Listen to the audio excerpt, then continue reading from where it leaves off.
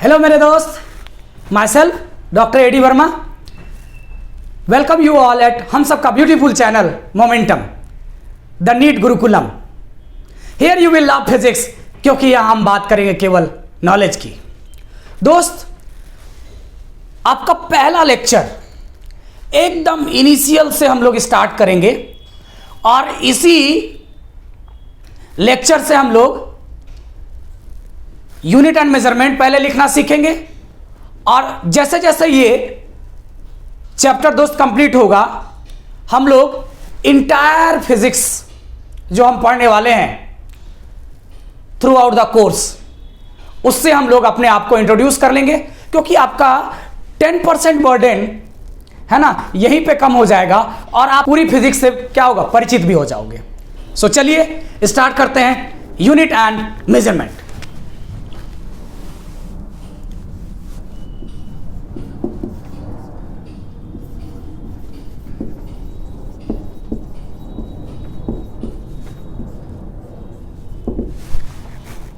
Unit and measurement को समझने के लिए दोस्त, सबसे पहले हम लोग बात करेंगे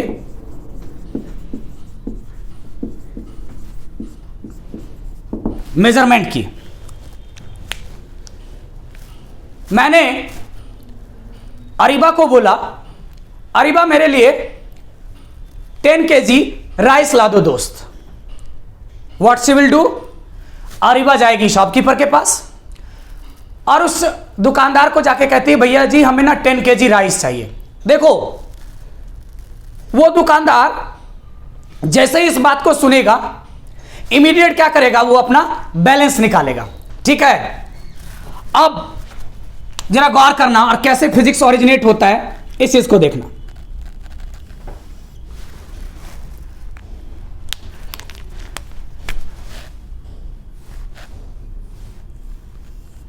बैलेंस का उसने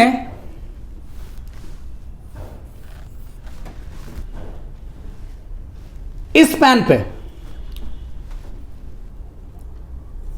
M1 is equal to 1 kg का नोन मास रख दिया। सब लोग देखे होंगे, लोहे का, पत्थर का टुकड़ा, सब्जी वाले के पास जाओगे कई बार वो पत्थर का बना के रखता है कि नहीं, और उसको बैलेंस के इस पैन पे रख दिया और पॉलीथिन में क्या करता है, यहां पे राइस लेता है और इस राइस को दोस्त यहां पे पुट करता है। तो इसका तो मास इसके लिए दोस्त अननोन है ना, तो वो यहां पे क्या मान लो इसको M2 and this M2 is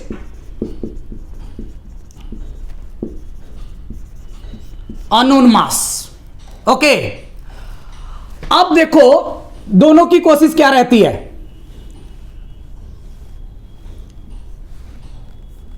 यहां पे ये जो फुलक्रम की निडल है ये इसको बराबर करने की कोशिश करता है। तभी अरीबा क्या देखती है, ये निडल थोड़ा सा इधर की ओर झुका हुआ है। देखो, कुछ चीजें हम क्या एक्सपीरियंस के साथ सराउंडिंग से बहुत कुछ लर्न कर लेते हैं। हो सकता है अरीबा को किसी ने यह बात नहीं बताया, बट अरीबा क्या करेगी, तुरंत उसको टोक देगी कि भैया आप कम क्यों दे रहे हो। वो दोबारा इसमें क्या करेगा और राइस डालेगा। उसका मकसद था इसको बराबर करना, लेकिन तभी ये निडल थोड़ी सी ये आगे आ गई। अब उसको लगा कि ये ज्यादा हो रहा है, हम क्यों ज्यादा दे भाई। उसने तुरंत क्या किया दोस्त, इससे थोड़ा सा राइस और निकालना शुरू किया और अल्टीमेटली जब ये बिल्कुल इसके बराबर हो गया है ना, दोनों लोगों को समझ में आ गया कि अच्छा इसमें रखा हुआ राइस 1 kg के बराबर हो गया और उसने इस राइस को यहां डाल दिया।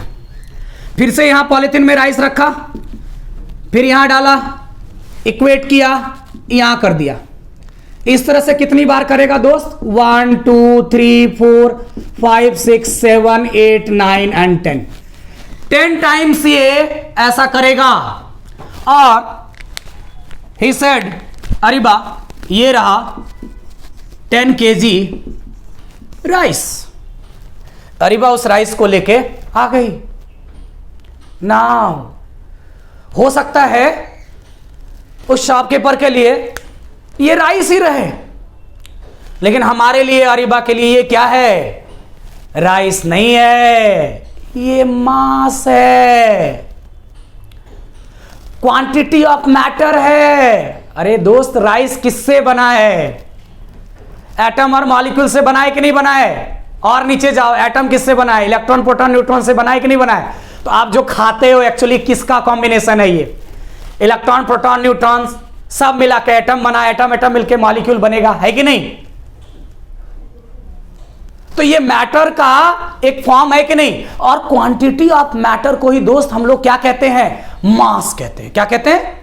तो आज के बाद अब हम इसको 10 kg राइस नहीं कह के हम लोग क्या कहेंगे इसको? 10 kg मास। मेरे दोस्त, मास एक फिजिकल क्वांटिटी है, अभी उस पर भी आएंगे, don't worry.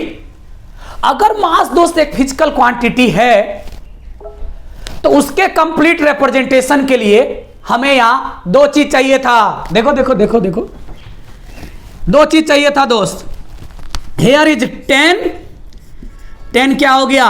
Number, number answer he note करेंगे। केजी क्या है? यहां पे एक स्टैंडर्ड है जिसको हम लोग क्या कहेंगे? यूनिट कहेंगे। इसको हम लोग यू से दिखा देंगे। एन और यू में कोई एक भी गायब हो तो क्या इस राइस का मेजरमेंट हम दे पाएंगे? मैंने अरीबा को भेजा। अरीबा जब तक गई दुकानदार के पास, जाते जाते जाते जाते 10 भूल गई। कहती है भैया जी मुझे ना केजी राइस दे दो। जब तक उसको केजी राइस समझ में आया, बहुत ज्यादा अगर दुकानदार इंटरप्रेट करेगा तो उसने कहा अच्छा चलो बच्चा शॉर्टकट बोल रहा है, 1 kg राइस मांग रहा होगा, 1 kg राइस उसको मेजर करके दे दिया। लेकिन जब अरीबा उसको लेके आई तो क्या मेरा रिक्वायरमेंट फुलफिल हुआ? जो मैं कहना चाहता हूं वो कंप्लीट हो पाया? नहीं हो पाया। क्लियर? बात समझ में आ रही है? अब की मैंने प्रत्यक्ष को भेजा। मैंने कहा प्रत्यक्ष मेरे लिए 10 kg राइस लेके आओ। प्रत्यक्ष जब तक दुकानदार के पास गया, जाते जाते जाते जाते केजी ही भूल गया। वो कहता है कि भैया जी मुझे ना 10 राइस दे दो। तो अब की तो दुकानदार क्या होगा? और कंफ्यूज हो जाएगा। वो राइस काउंट करके देगा 1 2 3 10 तक। एक्चुअली जिस वे में हम रिप्रेजेंट करना चाह रहे हैं वो करेक्ट रिप्रेजेंटेशन नहीं था मेरे दोस्त। अब की दोनों को मैंने ओमकार के साथ भेजा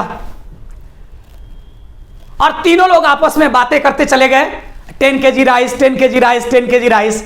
और दुकानदार को जाके कहते हैं कि भैया जी हमें एक्चुअली 10 kg राइस चाहिए।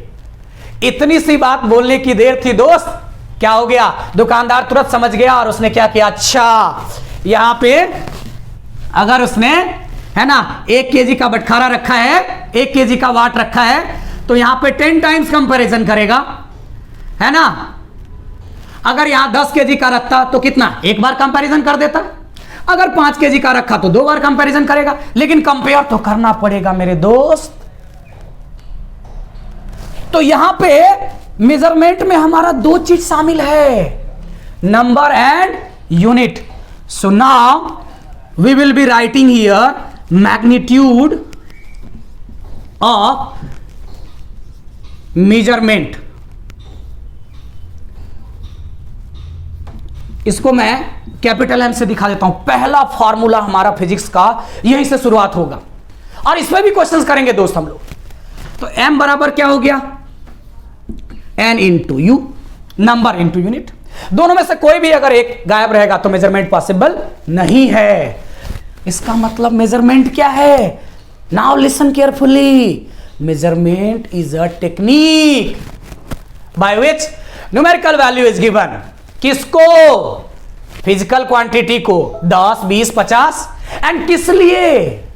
फॉर इट्स कंप्लीट रिप्रेजेंटेशन, ताकि उसका हम क्या कर सके? रिप्रेजेंटेशन कर सके। कोई ना कोई तो दोस्त टेक्निक इन्वॉल्व है ना। इस एलईडी में क्या इलेक्ट्रिक करंट आती है? आती है कि नहीं आती है? और यहां इलेक्ट्रिकल एनर्जी का कन्वर्सन क्या लाइट एनर्जी में हो जाता है? कोई ना कोई तो टेक्निक है ना जिसके कारण यहां पे इलेक्ट्रिक करंट इस फैन में आया और इलेक्ट्रिकल एनर्जी का कन्वर्सन किस में हो गया? रोटेशनल काइनेटिक एनर्जी में हो गया और पंखा घूमने लगा। उसी तरह से मेरे दोस्त मेजरमेंट भी एक टेक्निक है जिसके जरिए आप क्या करते हो, किसी फिजिकल क्वांटिटी को क्या करते हो, एक न्यूमेरिकल वैल्यू देते हो ताकि उसका एक क्या हो सके, कंप्लीट रिप्रेजेंटेशन हो सके। एकदम सीक्वेंशियली इसको ब्रेन में रखना, इसी को देखना कैसे आगे जब हम वेक्टर एनालिसिस में जाएंगे तो कैसे चीजों को रिलेट करते हैं, ताकि आपको लगे दोस्त पूरा फिजिक्स एक दूसरे से रिलेटेड है। वो धीरे धीरे you will get to know, getting my point. So magnitude of measurement में मेरे दोस्त सबसे पहला m इज इक्वल टू हमने NU लिखा। अब देखो हमने सारी काम कर ली, मेजरमेंट भी हो गया, दुकानदार के पास से हम आ गए, हमारी सारी कहानी खत्म। अब इसके पीछे आपको दिमाग लगाना है कि इसके पीछे का फिजिक्स क्या था, इसके पीछे का साइंस क्या था। तो अगर अरीबा प्रत्यक्ष ओमकार साइंटिफिक पर्सन है, फिजिक्स का आदमी है ना, तो ऐसे कंडीशन में क्या होगा दोस्त, अब वो इसके पीछे लॉजिक लगाया, अपने सर से पूछा, है ना, बुक से सर्च किया, तो उसको मिला कि अच्छा देखो यहां इसके पीछे, और इसमें भी न्यूमेरिकल है, इसमें भी क्वेश्चन पूछा हुआ है, याद रखना। अगर मैं कहता हूं ये डिस्टेंस यहां से यहां x1 है और ये डिस्टेंस यहां से यहां तक x2 है, ये m1 है, तो इसका वेट m1g वर्टिकली डाउनवर्ड नीचे की ओर काम करेगा, और ये m2 है तो इसका वेट वर्टिकली डाउनवर्ड क्या नीचे की ओर काम करेगा। नाउ सी माय फ्रेंड, इसके अक्रॉस यहां पे देखना, this force multiplied by this perpendicular distance 90 degree and this force multiplied by this perpendicular distance 90 degree. ये दोनों फोर्स का जो मोमेंट है, force multiplied by perpendicular distance, moment of force, ये force multiplied by perpendicular distance, दोनों को आपने क्या कर दिया दोस्त, इक्वेट कर दिया।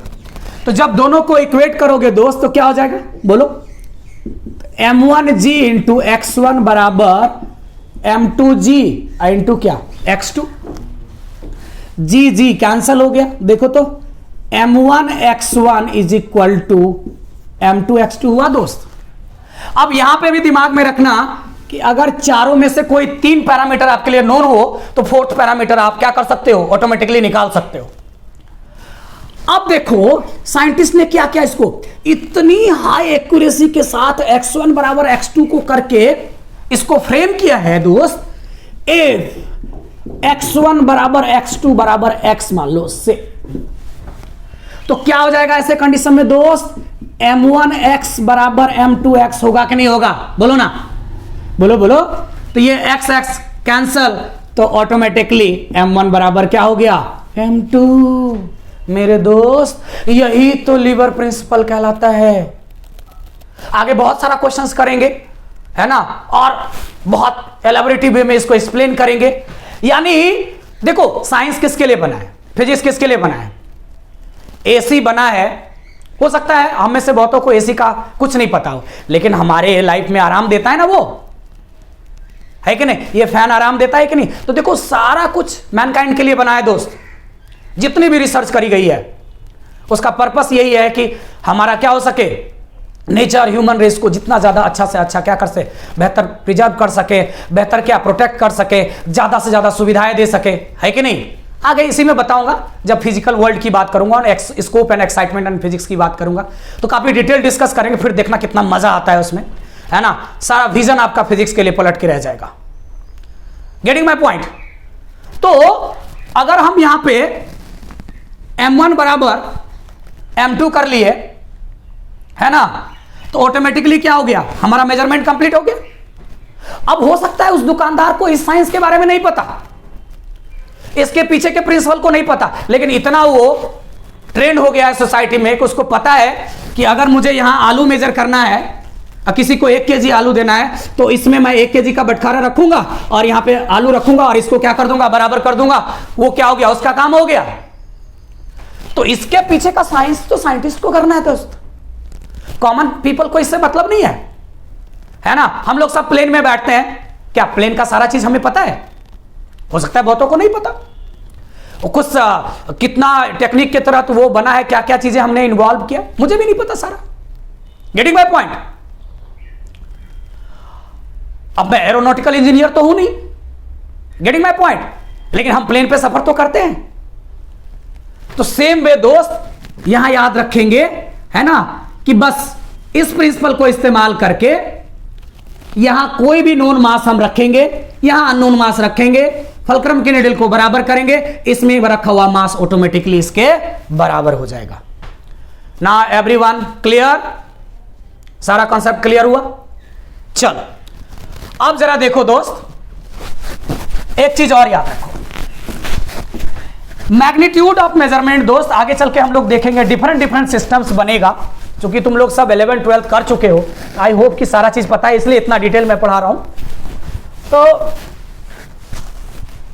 मैग्नीट्यूड ऑफ मेजरमेंट हमेशा कांस्टेंट होता है, ये जो m की वैल्यू है हमेशा कांस्टेंट होगी। तो m बराबर क्या है? nu, ये वैल्यू हमेशा क्या हो गया? कांस्टेंट। तो अगर मैं कहता हूं दोस्त n इंटू यू बराबर कांस्टेंट है, तो n बराबर क्या हो गया? Constant into 1/u। सो n क्या हो जाएगा? इनवर्सली प्रोपोर्शनल टू u हो जाएगा। इसका मतलब दोस्त क्या लिख सकते हो आप? n1u1 बराबर n2u2। आगे इसको यूज करूंगा, इसलिए ध्यान रखना।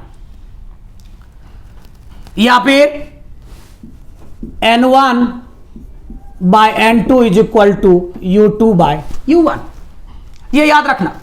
दोनों में कैसा रिलेशन है? इनवर्स रिलेशन है। अब यहां देखो, यहां देखो, प्रत्यक्ष गया 1 kg राइस खरीद के लाया, ओमकार गया बोला नहीं हम तो 1000 ग्राम राइस लेंगे। दोनों आया मेरे पास, एसआई सिस्टम में इसने जो नंबर दिया n1 मान लो इसको, इसका u1 मान लो, ये क्या है दोस्त तुम्हारा?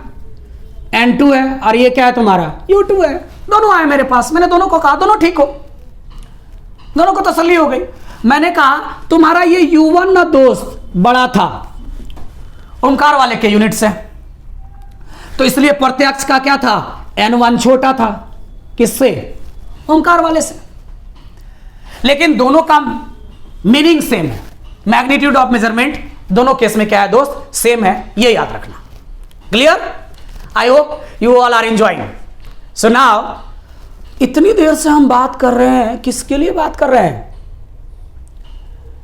है ना, दूल्हा आगे आगे चल रहा है, सारा बारात पीछे पीछे है ना, तो हम सारे बाराती की बात कर रहे हैं, अभी हम दूल्हे की बात नहीं कर रहे। अरे दोस्त इतना सारा जो हम लोग सारी चीज कर रहे हैं, ये पूरा जो चैप्टर पढ़ रहे हैं और आगे जो पूरा फिजिक्स पढ़ेंगे, किस पर बेस्ड है दोस्त? Physical quantity. मास की जो बात की है क्या था? एक फिजिकल क्वांटिटी। तो हम क्यों ना पहले फिजिकल क्वांटिटी के बारे में जान लें, हम उस दूल्हे की बात कर लें, है ना, जिस पर क्या है सारा कुछ डिपेंडेंट है, हो जाएगा तभी तो शादी होगी। Getting my point? सो हम लोग चलते हैं फिजिकल क्वांटिटी की ओर। फिजिकल क्वांटिटी, जरा सा इसको लिखते हैं, a quantity which can be measured, a quantity which can be measured, 10 kg 20 kg 10 metre 20 metre 50 metre. इससे भी इंपॉर्टेंटली अब जो कहने जा रहा हूं उसको याद करना। And in terms of which law of physics, देखना जरा दोस्त, इस पर हमें अभी चर्चा करना है। अभी देखना, सोचने का तुम्हारा तरीका ही बदल जाएगा आज के बाद। In terms of which law of physics is क्या? एक्सप्लेन्ड।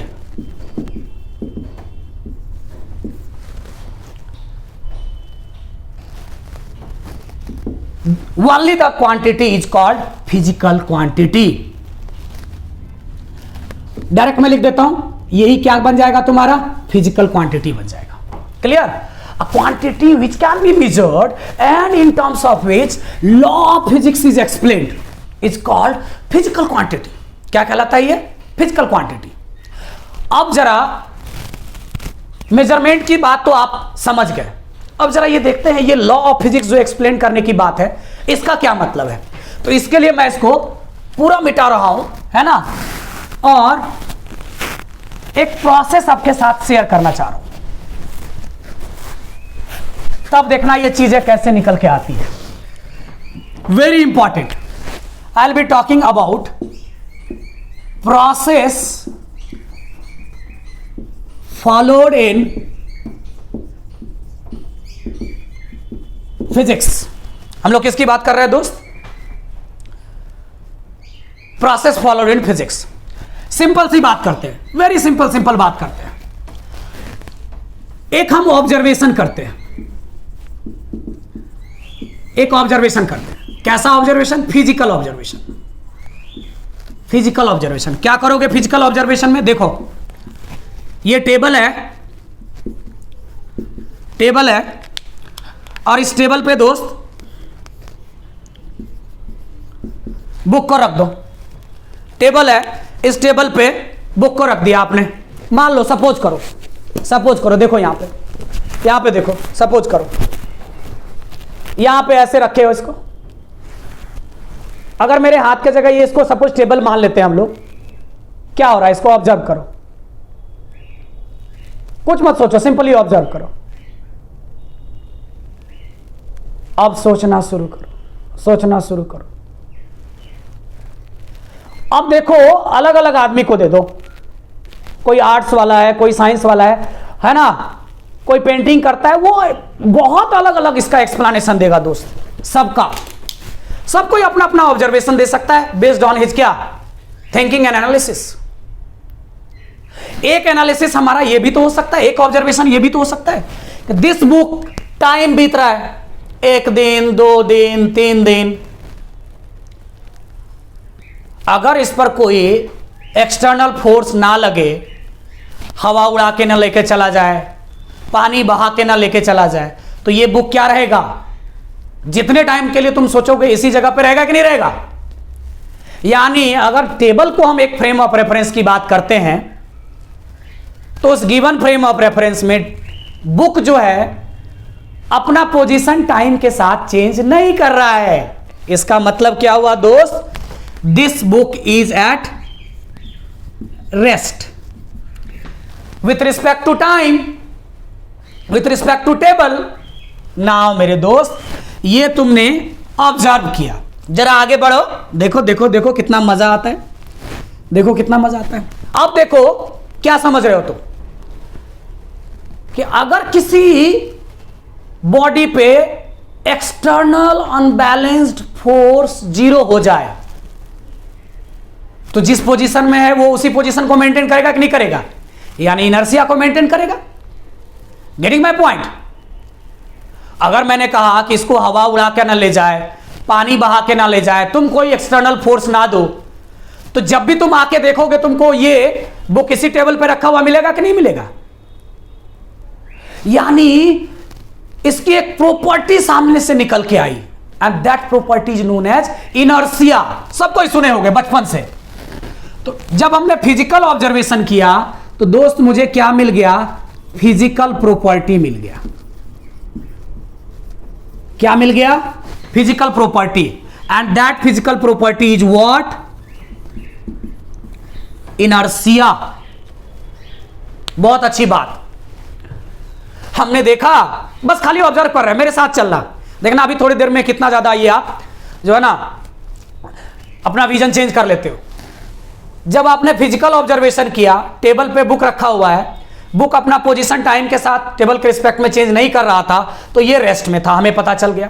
अब जब तक कि इस पर कोई एक्सटर्नल फोर्स नहीं लगा है तब तक ये क्या इनर्शिया ऑफ रेस्ट को मेंटेन करके रखेगा।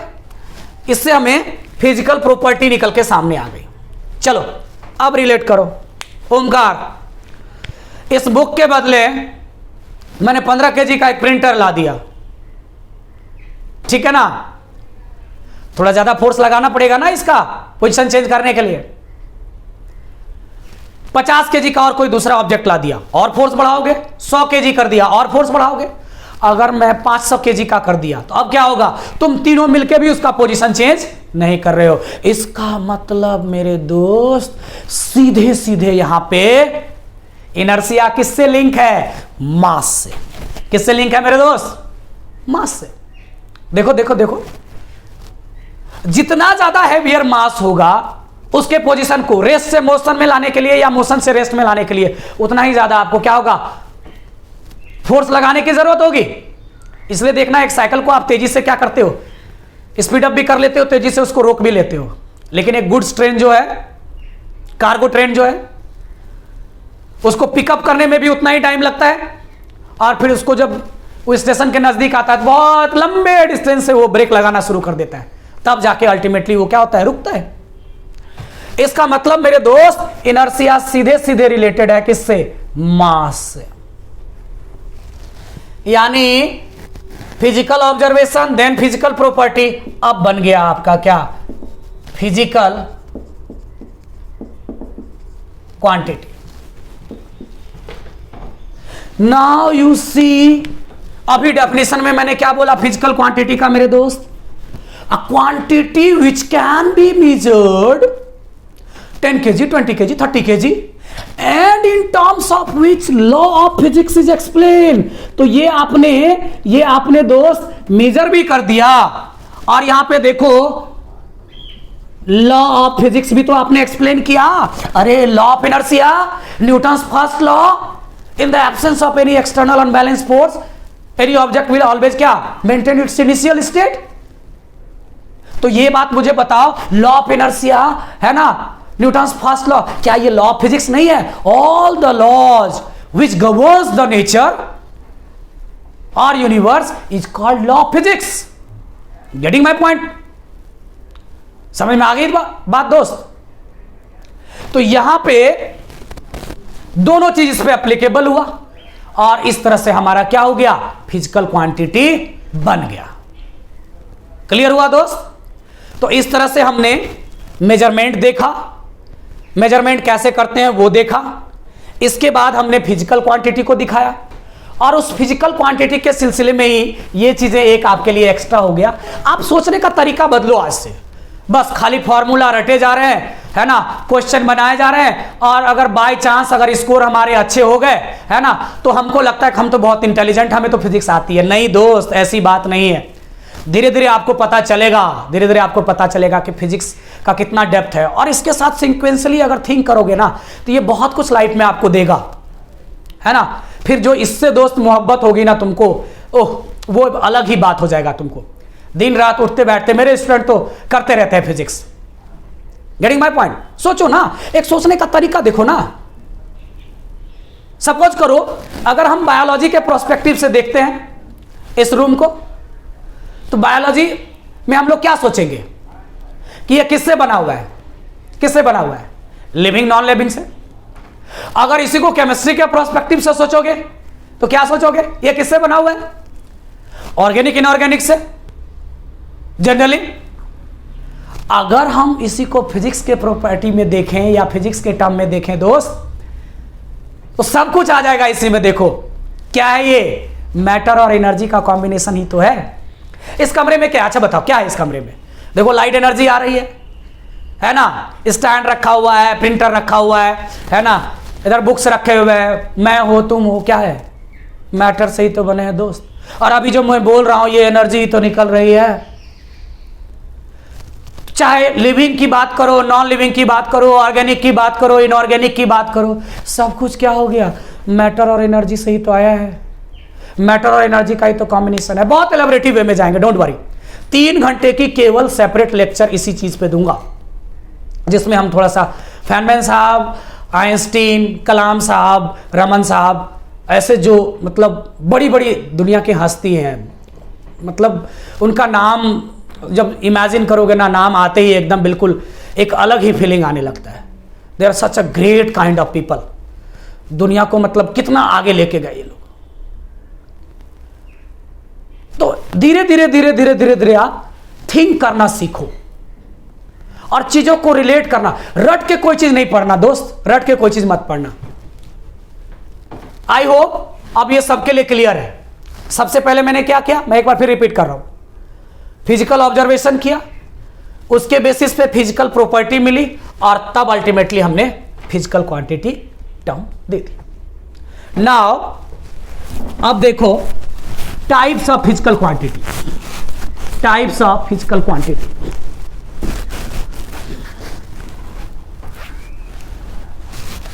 Types of physical quantity.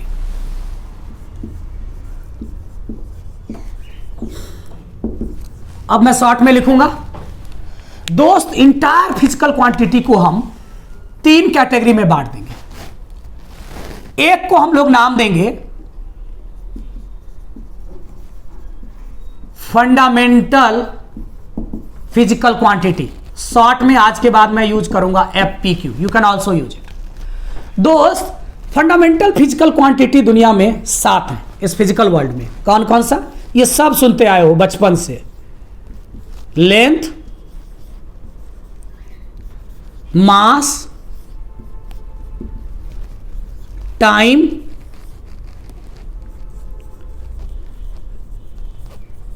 Temperature,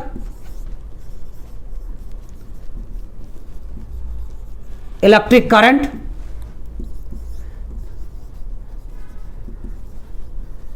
luminous intensity, 7वां अमाउंट ऑफ सब्सटेंस। ये 7 दोस्त फंडामेंटल है। अब ये फंडामेंटल क्यों है, इसको समझने के लिए जब आप दूसरा फिजिकल क्वांटिटी समझोगे ना, अपने आप का आपका सारा चीज क्लियर हो जाएगा।